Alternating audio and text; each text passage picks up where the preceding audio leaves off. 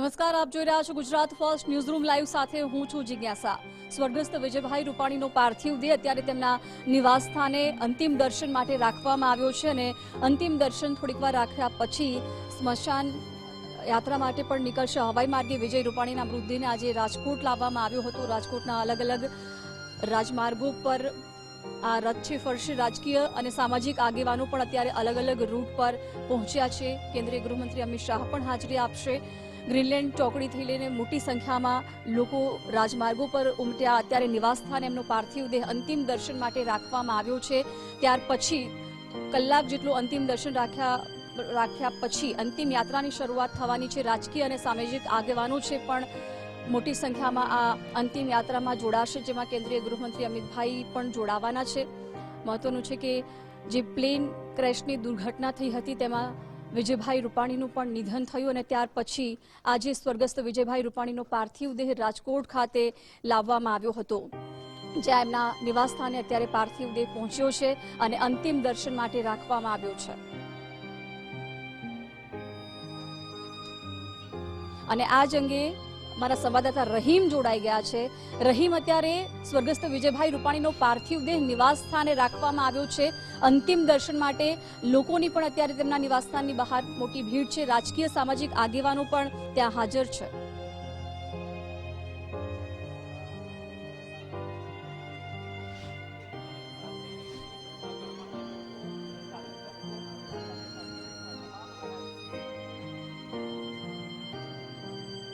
જી રહીમ।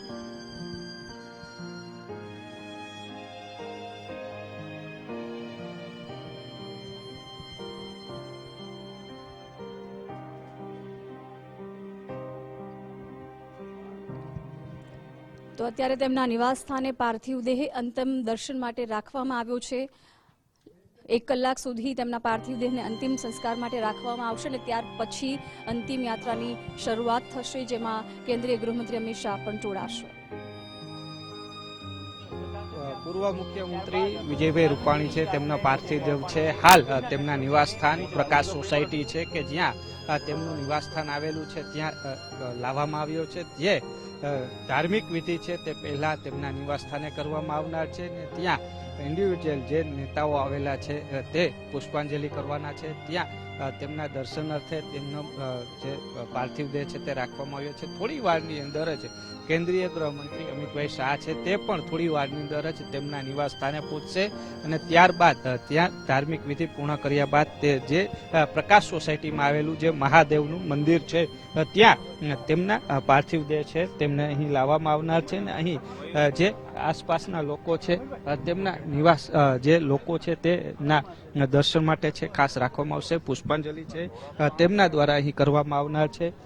આ એ જ સ્થળ છે કે જ્યાં તેમના પાર્થિવ દેહ છે તે રાખવામાં આવશે ને આસપાસ સોસાયટીને સાથે રાજકોટ શહેરવાસીઓ છે તેઓ અહીં પુષ્પાંજલિ માટે ખાસ અહીં ઉપસ્થિત થવાના છે અને ત્યારબાદ જે કહી શકાય કે પુષ્પાંજલિ પૂર્ણ થયા બાદ તેઓનો અંતિમ યાત્રા છે તે અહીં રાજકોટના તેમને પ્રકાશ સોસાયટીથી શરૂ થઈ અને જે નિર્મળા કોન્વેન્ટ રોડ છે, નિર્મળા કોન્વેન્ટ રોડથી કાલાવડ રોડ છે, કાલાવડ રોડથી મહિલા કોલેજ અંડરબ્રિજ થઈ યાજ્ઞિક રોડ તરફ જવાની છે ને ત્યાંથી જે યાજ્ઞિક રોડથી રાજકોટ મહાનગરપાલિકા ચોક છે ત્યાં જવાની છે અને ખાસ ત્યાંથી ધર્મેન્દ્ર રોડ અને જે રામનાથપરા શમશાન છે ત્યાં છે તેમના અંતિમ સંસ્કાર કરવામાં આવનાર છે।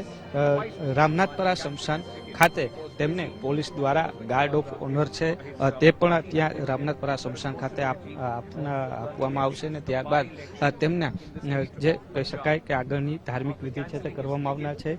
હાલ જે કહી શકાય કે જે નેતાઓ છે તેમના નિવાસ સ્થાને પણ પહોંચ્યા છે, મંત્રીમંડળ છે તેઓ પણ પહોંચ્યા છે, મહામહિમ છે તેઓ પણ રાજકોટ આવી પહોંચ્યા છે, મુખ્યમંત્રી ભૂપેન્દ્રભાઈ પટેલ છે તેઓ પણ આવી પહોંચ્યા છે, CR પાટીલ છે તેઓ પણ અહીં રાજકોટ આવી પહોંચ્યા છે અને થોડી વારની અંદર તેમના નિવાસ સ્થાન ખાતે તેઓ આવશે, પરિવારને આશ્વાસન આપશે ને ત્યારબાદ તેઓ મહાદેવના મંદિર ખાતે જે અંતિમ દર્શન માટે તેમના પાર્થિવ દેહને લાવવામાં આવનાર છે।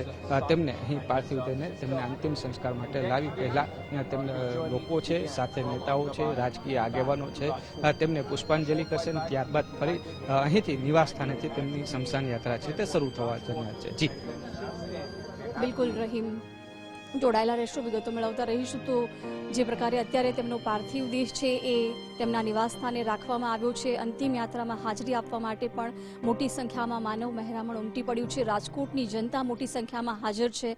સાથે જ રાજકીય આગેવાનો, સામાજિક આગેવાનો પણ અત્યારે ત્યાં હાજર છે. સંઘના આગેવાનો પણ અંતિમ યાત્રામાં જોડાશે. અત્યારે પાર્થિવ દેહ તેમના નિવાસ સ્થાને અંતિમ દર્શન માટે રાખવામાં આવ્યો છે. સ્વર્ગસ્થ વિજય રૂપાણીનો જે પાર્થિવ દેહ છે આજે રાજકોટ લાવવામાં આવ્યો. હવાઈ માર્ગે વિજય રૂપાણીના મૃતદેહને રાજકોટ લાવવામાં આવ્યો હતો. તેમનો ડીએનએ મેચ થયા પછી તેમના પરિવારને પાર્થિવ દેહ સોંપવામાં આવ્યો હતો અને હવે એમના નિવાસ સ્થાન પર પાર્થિવ દેહને રાખવામાં આવ્યો છે, જ્યાં 1 કલાક સુધી તમામ લોકો ત્યાં પુષ્પાંજલિ અર્પશે અને ત્યાર પછી તેમની અંતિમ યાત્રા નીકળશે, જેમાં રાજકીય આગેવાનો, સામાજિક આગેવાનો મોટી સંખ્યામાં જોડાશે. મોટી સંખ્યામાં રાજકોટની જનતા પણ સ્વર્ગસ્થ વિજયભાઈ રૂપાણીને પુષ્પાંજલિ અર્પવા માટે અત્યારે તેમના નિવાસસ્થાનની બહાર હાજર છે. રામનાથપરા સ્મશાન ગૃહમાં અંતિમ સંસ્કાર કરવામાં આવશે. સંઘના આગેવાનો પણ અંતિમ યાત્રામાં જોડાયા છે. પ્લેન ક્રેશની દુર્ઘટનામાં સ્વર્ગસ્થ વિજયભાઈ રૂપાણીનું પણ નિધન થયું અને ત્યાર પછી જે પ્રકારે ડીએનએ સેમ્પલ લેવાની પણ કામગીરી ચાલી, જેમાં 3 દિવસ જેટલો સમય લાગ્યો. 72 કલાક પછી જ્યારે એમના ડીએનએ મેચ થયા પરિવારજનો સાથે, ત્યાર પછી પરિવારને પાર્થિવ દેહ સોંપવામાં આવ્યો હતો. ત્યારે આજે હવાઈ માર્ગે તેમનો પાર્થિવ દેહ રાજકોટ પહોંચાડવામાં આવ્યો હતો. રાજકીય અને સામાજિક આગેવાનો પણ અલગ અલગ રૂટ પર પહોંચ્યા, જ્યાંથી આ અંતિમ યાત્રા નીકળવાની છે. ગ્રીનલેન્ડ ચોકડી ખાતે મોટી સંખ્યામાં આગેવાનો પહોંચી ચૂક્યા છે. મહત્વનું છે કે દેશભરમાં એક આઘાતની લાગણી છે, કારણ કે આટલી મોટી દુર્ઘટના સર્જાઈ, જેમાં રાજ્યએ પૂર્વ મુખ્યમંત્રી ગુમાવ્યા છે. વિગતો સાથે રાહુલ પણ જોડાઈ ગયા છે. રાહુલ, રાજ્યને એક મોટી ખોટ પડી છે. સ્વર્ગસ્થ વિજયભાઈ રૂપાણીનું આ પ્લેન ક્રેશની દુર્ઘટનામાં નિધન થયું અને હવે તેમની અંતિમ યાત્રા થોડીક જ વારમાં નીકળવાની છે.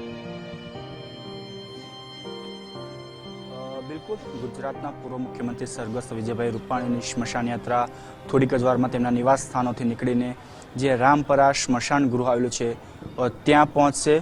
હાલ જે પ્રકારના દ્રશ્યો પણ જોઈ શકાય છે કે રામપરા જે સ્મશાન ગૃહ છે ત્યાં પોલીસનો ચુસ્ત બંદોબસ્ત સાથે સાથે તમામ પ્રકારની જે તૈયારીઓ છે એ કરી દેવામાં આવી છે. અંદાજિત 5 કિલોમીટરથી પણ વધારે જે તેમની અંતિમ યાત્રા છે તેમના નિવાસ સ્થાનેથી જ્યારે નીકળશે ત્યારે પ્રકાશ સોસાયટી જ્યાં તેમનું નિવાસ સ્થાન છે ત્યાં તેમના સ્વજનો સાથે સાથે રાજ્યના અનેક નેતાઓ, દેશના ગૃહમંત્રી પણ ત્યાં CR પાટીલ છે, અમિત શાહ છે, સાથે સાથે રાજ્યના ગૃહમંત્રી છે, ગુજરાતના મુખ્યમંત્રી ભૂપેન્દ્ર પટેલ છે. તમામ લોકો ત્યાં તેમનું જે છે તેમના અંતિમ દર્શન કરશે અને ત્યારબાદ તેમનું અંતિમ યાત્રા જે છે તેમના નિવાસ સ્થાન એટલે કે પ્રકાશ સોસાયટીથી નીકળીને નિર્મલા કાંટવેટ રોડ થઈને કોટેચા 4 રસ્તા, મહિલા કોલેજ, એસ્ટ્રોન, સરદાર મેઇન રોડ, યાજ્ઞિક રોડ થઈ માલવીયા ચોક, ત્રિકોણ બાગ થઈને સીધી રામનાથપરા જે આજી નદીના કિનારે આવેલું આ સ્મશાન ગૃહ છે ત્યાં આવશે અને ત્યાં તેમના અંતિમ જે મંત્રોચ્ચાર દ્વારા જે અંતિમ સંસ્કાર કરવાનો જે વિધિઓ છે તે વિધિ કરવામાં આવશે. તેમના જે તેમનો મૃતદેહ છે એ પંચમહાભૂતોમાં વિલીન થશે. તે પ્રકારના હાલ સ્મશાનની બહાર અને સાથે સાથે બહાર પણ અનેક મોટી સંખ્યામાં શહેરના લોકો પણ જે છે એ તેમના અંતિમ દર્શન કરવા માટે રાહ જોઈને ઊભા છે. જે પ્રકાર તેમનો મૃતદેહ રાજકોટથી જ્યારે ગ્રીન ચોકડી જે રસ્તા છે ત્યાંથી લઈને તેમના નિવાસ સ્થાન સુધી કે એ પણ અંદાજિત 8 કિલોમીટર જેટલો હતો, ત્યાં પણ બંને બાજુ શહેરના લોકો તેમના અંતિમ દર્શન કરવા માટે અને તેમની જે આખી સ્મશાન તેમની અંતિમ યાત્રા હતી ત્યાં પણ ગુલાબની ફૂલથી તેમને જે છે એ તેમને અંતિમ વિદાય આપી રહ્યા હતા. પરંતુ જે વિજય રૂપાણી છે જે ત્યારે સ્થાનિક કોર્પોરેટરથી લઈને સાંસદ સુધીના જેમની આખી સફર હતી, ગુજરાતના મુખ્યમંત્રી તરીકે રહ્યા હતા, તમામ જે તેમના વિકાસના કામો જે છે તે કર્યા છે, ત્યારે આજ રાજકોટના વિવિધ માર્ગમાંથી તે પોતાના નિવાસ સ્થાન તેમની અંતિમ યાત્રા પહોંચી. ત્યારબાદ હવે તેમની સ્મશાન જે અંતિમ યાત્રા છે જે સ્મશાન ગૃહ સુધી પહોંચે, એટલે કે અંદાજિત 5 થી 7 કિલોમીટર લાંબી આ સ્મશાન યાત્રા છે. તેમાં પણ શહેરના લોકો તેમજ રાજકીય નેતાઓ પણ જોડાય તેવી પૂરેપૂરી શક્યતાઓ જોવા મળી રહી છે. અંદાજિત અડધી કલાકની આસપાસ જે તેમની અંતિમ યાત્રા છે તે રામનાથ જે સ્મશાન ગૃહ છે ત્યાં પહોંચશે. જી બિલકુલ રાહુલ, આભાર જાણકારી માટે.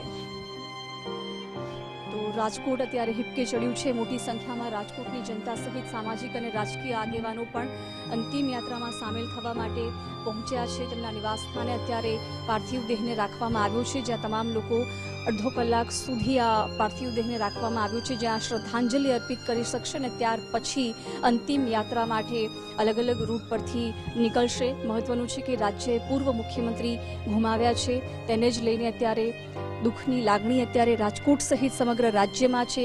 એક જેમણે જેટલી પણ સહાય એમને કરી, તેમનો કાર્યકાળ રહ્યો, તેમાં નિસ્વાર્થ ભાવે તેમણે સેવા કરી હતી. સંવેદનશીલ મુખ્યમંત્રી તરીકે તેમણે લોકો ઓળખતા હતા, પરંતુ હવે જે એમની આપણી વચ્ચે નથી રહ્યા ત્યારે લોકોમાં પણ અત્યારે એક દુઃખની લાગણી છે. અંતિમ યાત્રા થોડીક જ વારમાં શરૂ થશે. સંઘના આગેવાનો પણ અંતિમ યાત્રામાં જોડાયા છે, જેમાં તમામ રાજકીય નેતાઓ જોડાવાના છે. કેન્દ્રીય ગૃહમંત્રી અમિત શાહ પણ એરપોર્ટ પહોંચી ચૂક્યા છે અને અંતિમ યાત્રામાં તે પણ સામેલ થવાના છે. હવાઈ માર્ગે વિજય રૂપાણીના પાર્થિવ દેહને આજે રાજકોટ લઈ જવામાં આવ્યો અને હવે તેમની અંતિમ યાત્રા નીકળવાની છે.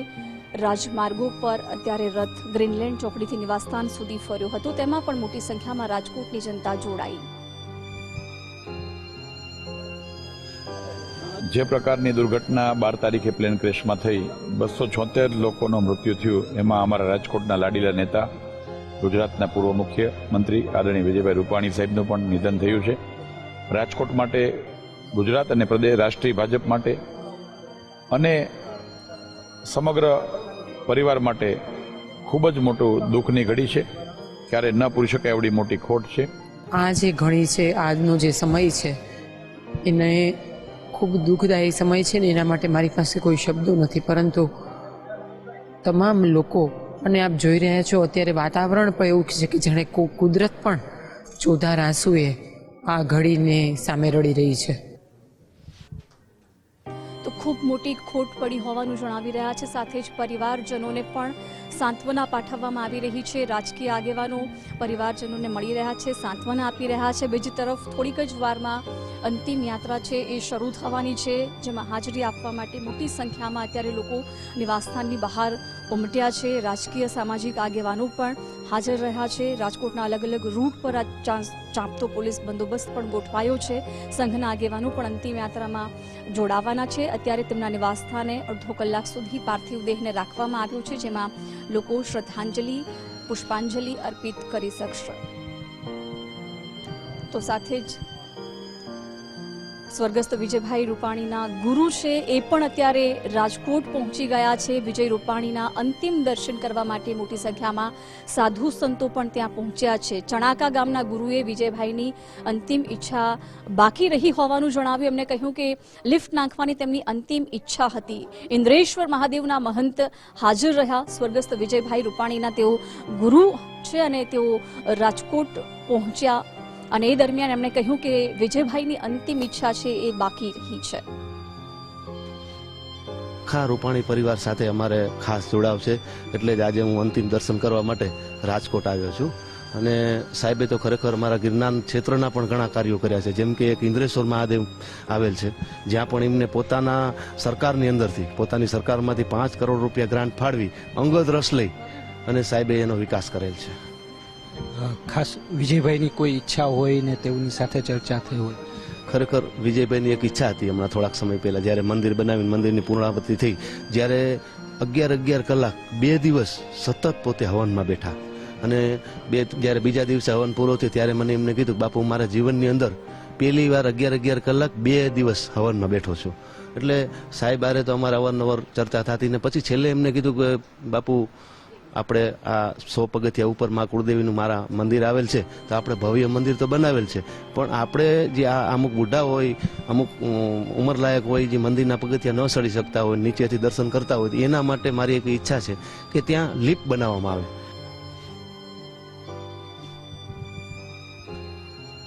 તો તેમના ગુરુ ત્યાં પહોંચ્યા હતા અને સાથે જ સ્વર્ગસ્થ વિજયભાઈ રૂપાણીના નિધનથી તેમના સંબંધીઓ પણ શોકમાં છે. નર્મદાના શારદાબેન તડવી વિજયભાઈને પોતાના મોટા ભાઈ માનતા હતા અને દર વર્ષે તેઓ વિજયભાઈને રાખડી બાંધવા માટે જતા હતા. હવે તેમના નિધન બાદ તેઓ પણ શોકની લાગણી અનુભવી રહ્યા છે.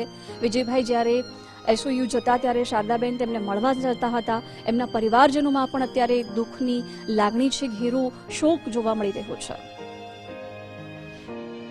સર પહેલા અહીંયા બોનસાઈ પોઈન્ટ પર આવ્યા ત્યારે મહિલા, પછી 4-5 વાર, પછી રક્ષાબંધન કરવા ગયા અમે ગાંધીનગર. તો જ્યારથી મેં રાખડી બાંધી ત્યારથી મને એવું લાગ્યું કે આ મારા મોટા ભાઈ જ છે, ભલે આપણાથી મોટા છે એ, પણ એ રક્ષાબંધન કર્યા પછી મને વધારે લાગણી છે.